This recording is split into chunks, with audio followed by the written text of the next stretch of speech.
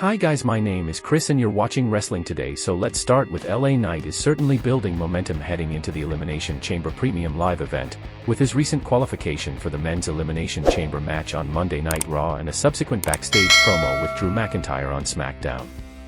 However, there's speculation among fans about WWE's plans for him at WrestleMania 40.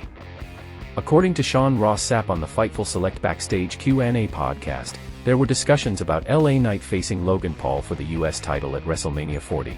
While this was the plan at one point, it's unclear if it remains the plan for the event. Should LA Knight go on to square off against Logan Paul at WrestleMania 40 and potentially win the United States Championship, it would mark a significant milestone for him as it would be his first championship win on the main roster.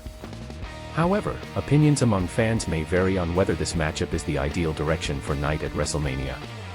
As with many WWE storylines, the outcome ultimately depends on various factors including creative decisions, fan reactions, and the direction of ongoing story arcs.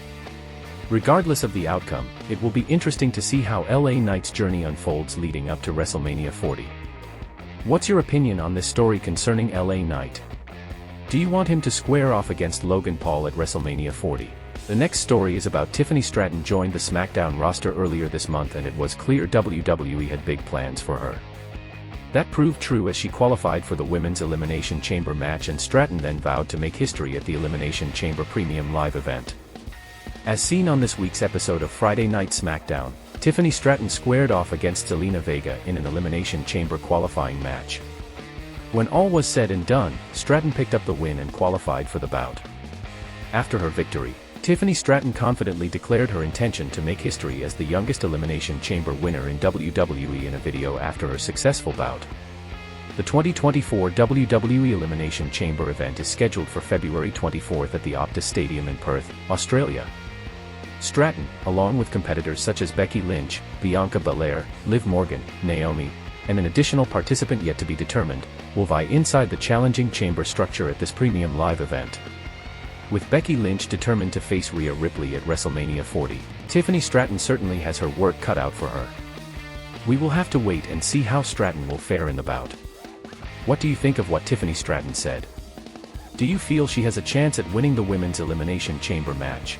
The final story is about The Rock and Roman Reigns came to this week's edition of SmackDown with a lot on their mind and plans to make history on the Brahma Bull's own show and probably delivered what they promised. The Samoan duo currently find themselves embroiled in heated rivalry with Cody and Seth. It began following the events of the WrestleMania kickoff press event in Las Vegas and WWE CEO Triple H announcing Reigns vs. Rhodes for the undisputed WWE Universal title in the main event of WrestleMania 40. Reigns opened the segment berating Salt Lake City and mentioning that it would be a historic edition of the Blue brand. He then proceeded to add that tonight would be the official initiation of The Rock into the Bloodline, and right after, the Great One made his way to the ring. The Rock started by announcing that the fans broke the record for the most indoor attendance in the state of Utah, only to berate them in a heartbeat.